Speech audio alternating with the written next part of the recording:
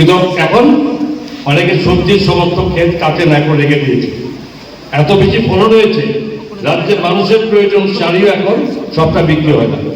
তো বলার উদ্দেশ্য হচ্ছে ক্ষতি হয়েছে বর্ষাতে, সরকার সুযোগ দিয়েছে, সরকার আপনাদের পাশে দাঁড়িয়েছে, সার বীজ দেওয়া থেকে শুরু করে বিভিন্ন কৃষিকাজকে আবারও করার জন্য সরকার সেখানে আপনাদের পাশে ছিল এবং সেখানে আজকে সেখানে ফসল বৃদ্ধি হয়েছে। সুতরাং বক্তব্য হচ্ছে বৃদ্ধি হয়েছে, এটা আরো বৃদ্ধি করতে হবে।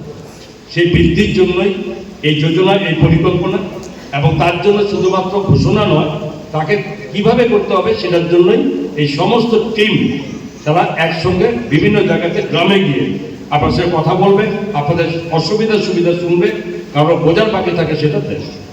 স্বাভাবিকভাবে এটার জন্য আজকে আমাদের এই যোজনা শুরু হয়েছে ভারত সরকারের, যেখানে কৃষি মন্ত্রী থেকে শুরু করে আজকে রাজ্যের মধ্যে আমাদেরও কৃষি মন্ত্রণালয় থেকে কৃষি মন্ত্রী মহোদয় সেখানে আমরা এই কাজটা করছি।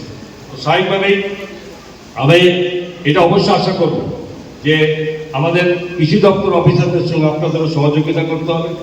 মেশিনারি থেকে শুরু করে এখন আর কোথাও অভাব আছে বলে আমার জানা নেই, এবং সর্বোপরি যে কৃষি ব্যবস্থাকে নতুনভাবে যে রাসায়নিক সার থেকে ব্যবহার থেকে মুক্ত হতে হবে।